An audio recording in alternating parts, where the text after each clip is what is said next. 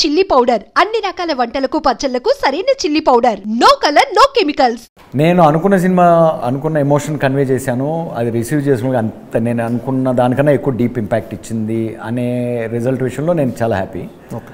దాని monetary translation ఓటీటీలో explode అయింది.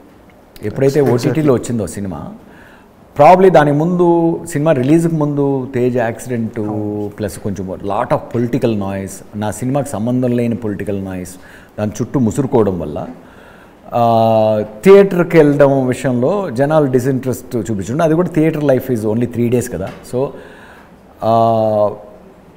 ప్రాబ్లీ ఆ 3 days ఈజ్ వాట్ ఈజ్ ఇదైతే అది కూడా ఏంటంటే లైక్ ప్రాబ్లీ బేర్లీ మేము లెక్కలన్నీ చూసుకుంటే ఒక 4-5 crores షార్ట్ అయి ఉంటుంది మొత్తం ఓవరాల్ స్టేట్ వైడ్గా మేము ఎంఎన్ రేట్స్. కానీ 50% రేట్ కోవిడ్ అయిపోయిన తర్వాత, కోవిడ్ నుంచి బయటకు వస్తున్నారు అప్పుడే. దాని ముందే ఒక బ్లాక్ బస్టర్ నడుస్తుంది. దాని ముందు వారం నుంచి లవ్ స్టోరీ అని ఒక బ్లాక్ బస్టర్ నడుస్తుంది. Like huge great block buster songs ఉన్నాయి. శేఖర్ గారి cinema so happy that film did well also. మాది సపరేట్ మూడ్ అండ్ ఎన్నో కారణాలు ఉండొచ్చు. ఆ క్లైమాక్స్ ఆ టైంలో ఆడియన్స్ ఉన్న మూడ్కి చాలా హెవీ అనిపించుండొచ్చు. టాక్ అంత వైల్డ్ ఫైర్ లాగా స్ప్రెడ్ అయ్యే కైండ్ ఆఫ్ మూవీగా అనిపించకపోయిండొచ్చు. బట్ దానిలో ఉన్న డెప్త్స్ లేయర్స్ అన్నీ కూడా ఓటీటీలో వచ్చినప్పుడు ఇప్పటికీ చాలా డీప్గా దాన్ని ఓన్ చేసుకున్న జనాలు చాలామంది ఉన్నారు. పెరుగుతూ వచ్చారు దాని ఆడియన్స్, ఆ movie audience. I see that success of it in a different space. నాకు ఆశ ఉంటుంది నా సినిమా 10 కోట్లు పెడితే 100 కోట్లు రావాలని. నా ప్రొడ్యూసర్లు లాభాలు సంబంధించి మా ప్రొడ్యూసర్స్ మేడ్ ప్రాఫిట్. మేము 25 crores సినిమా తీసాం, 35 crores జీ వాళ్ళు అక్వైర్ చేసుకున్నారు. అండ్ జీ వాళ్ళకు ఓటీటీలో వచ్చిన వాల్యుయేషన్ ప్రకారం it's a very highly profitable content for us అని జీ హ్యాపీ. అందరూ హ్యాపీయే. కొంచెం distributors went through little bit of loss. And again ఆ టైంలో డిస్ట్రిబ్యూటర్స్ కొంత లాస్ అయిన డిస్ట్రిబ్యూటర్స్ కూడా, సార్ ఇందులో 4 రూపాయలు పోయినా మాకు ప్రాబ్లం లేదు సార్, మాకు RRRలో వస్తుంది, దీనిలో వస్తుంది, మీరు ఇలాంటి సినిమాలు తీస్తూ ఉండాలి సార్ అని ఎంకరేజ్ చేసిన వాళ్ళు.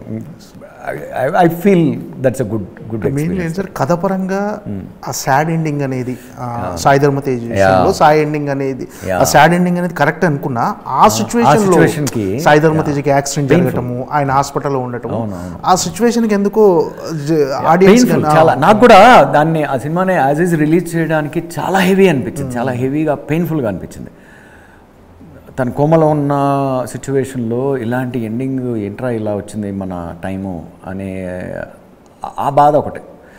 వై ఇంత సిన్సియర్గా ఇంత ఇదిగా చేస్తున్నాం, మనకెందుకు ఇంకా టైం కలిసి రావట్లేదు. అది ఆ ఫేజెస్ ఉంటాయి లైఫ్లో.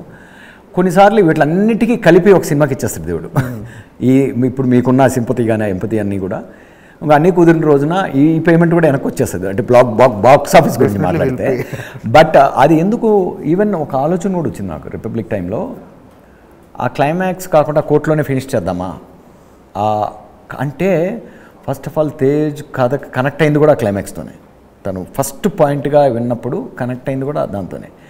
తను ప్రేమించిన ఎండింగ్ కూడా సరే. ఈ రోజుటికి థియేటర్లో అది ఎలా ఉన్నా లాంగ్ రన్లో లాంగ్ టైంలో అదొక ఎమోషన్గా మిగిలిపోవాలి. రేపు తేజ్ బయటకు వస్తాడు, వచ్చి చూసుకున్నప్పుడు తను చూసిన సినిమా, చేసిన సినిమా, ఎందుకంటే ఆల్రెడీ సినిమా కూడా చూసేస్తున్నాడు కదా తను ఒక రకంగా. సో చేసిన సినిమానే రిలీజ్ చేశారనే రెస్పెక్ట్ తోటి స్టిల్ ఓకే రిజల్ట్ ఎలా ఉన్నా మా ఇద్దరు విజన్ ఇది కాబట్టి దాన్నే బయటికి రిలీజ్ చేయడం జరిగింది. సో ఆ mood was too heavy at the time. తర్వాత సాయి ధర్మ తేజ్ని కలిసేయడం, అయ్యో హీ వాజ్ సో హ్యాపీ. తను ఫస్ట్ బయటకు వచ్చినప్పుడు all those there are lot of beautiful moments around the film. అంటే మహేసభ మెయిన్ అంటే థియేటర్ నుంచి ఇప్పుడు మన దేవకట్ల గారు థియేటర్ నుంచి ఇప్పుడు ఓటీటీకి రావడానికి మెయిన్ రీజన్ ఏంటి? థియేటర్ని ఓటీటీకి తీసుకెళ్దాం. మీకు ప్రాపర్గా మీరు ఓటీటీలో చూస్తున్నప్పుడల్లా థియేటర్లో చూసిన ఎక్స్పీరియన్సే ఫీల్ అవుతారు. ప్రాపర్ సినిమాగానే అప్రోచ్ చేశారు. ట్రీట్మెంట్ కూడా it will feel like a musical, it will feel like an action packed, it will feel like action drama. మరీ సటిల్గా సైలెంట్గా అలా వెళ్ళలేదు. నేను సినిమా థియేటర్లో ఎలా ఎంజాయ్ చేస్తానో ప్రతి మచ్ నా హోమ్ థియేటర్లో పెట్టుకుని ఒక సినిమాలాగా ఎంజాయ్ చేసే టైప్లోనే ట్రీట్ చేసాం. ఆ ట్రీట్మెంట్ మా అందరికీ, సోనీలో కానీ అందరికి కూడా ఎగ్జైటింగ్గా ఉంది. సినిమాగా రాసుకున్న కథనే సీరియస్గా మలుచుకున్నాను. ఎందుకంటే సినిమాగా రాసుకోవడానికి చాలా లాజిస్టికల్ ఇష్యూస్ ఉన్నాయి కాబట్టి. అదర్వైజ్ ఓటీటీలోకి రావాలనే ఉద్దేశం కాదు నాకు. నా దగ్గర ఇది సినిమా అన్న చేద్దాం, లేకపోతే ఇప్పుడు నెక్స్ట్ చేయబోయే దాన్నైనా సినిమా చేద్దాం అనే డిబేటే ఉన్నది నా మైండ్లో ఉన్నప్పుడు. ఇది కొంచెం అడ్వాన్స్గా ఉన్నది మెటీరియల్.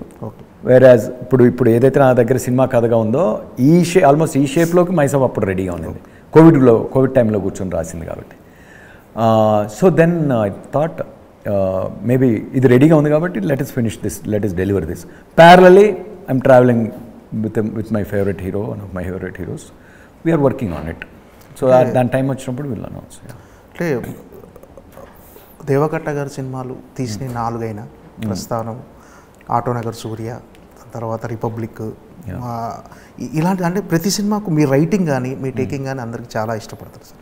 అంటే థియేట్రికల్ సినిమా చేసేటప్పుడు డెఫినెట్గా సినిమాని ఇక్కడ ఆపాలి, 2.5 hours దగ్గర ఆపాలి. అక్కడ ఏమవుతుందంటే మీలాంటి క్రియేటివ్ పీపుల్ కాంప్రమైజ్ అవ్వరు. సో ఇలాంటి ఒక వెబ్ సిరీస్లో ఎక్స్ప్లోర్ చేయగలరు దాన్ని. సో మీకు ఆ అడ్వాంటేజ్ అనిపించిందా వెబ్ సిరీస్ చేయటం అనేది?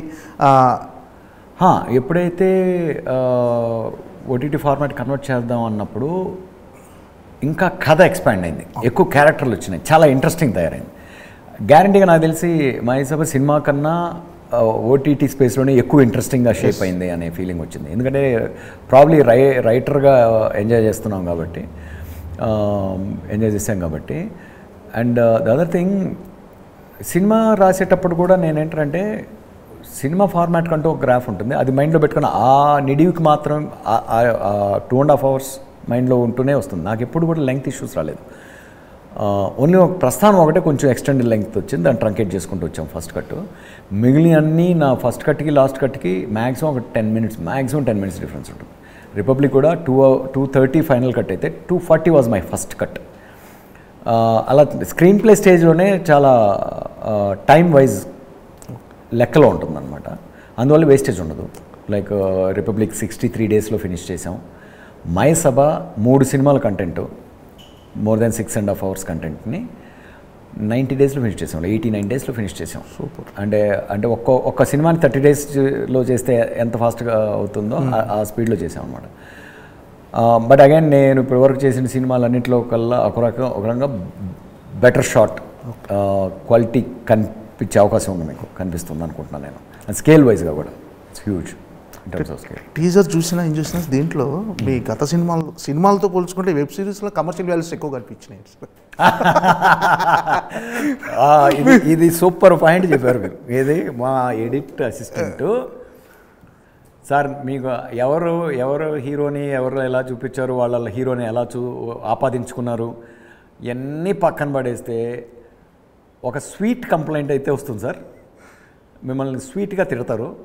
ఏంటంటే, అరే ఈ కమర్షియల్ వాల్యూస్ నువ్వు తీసిన సినిమాల్లో ఎందుకు చూపించలేదురా, నువ్వు పెట్టలేదురా, అక్కడ వచ్చింటే ఇంకో ఆ సినిమాలు కూడా చాలా బాగా డబ్బులు చేసే కదా అంటారు. అంటే ఐ డోంట్ నో. అంటే నేను బేసిక్గా ఈ మైండ్ సెట్లో నాకు ఇద్దరు గ్రేట్ లీడర్స్ ఫ్రెండ్షిప్ సెలబ్రేట్ చేసుకోవాలని నేను మూడ్తో రాసింది అది.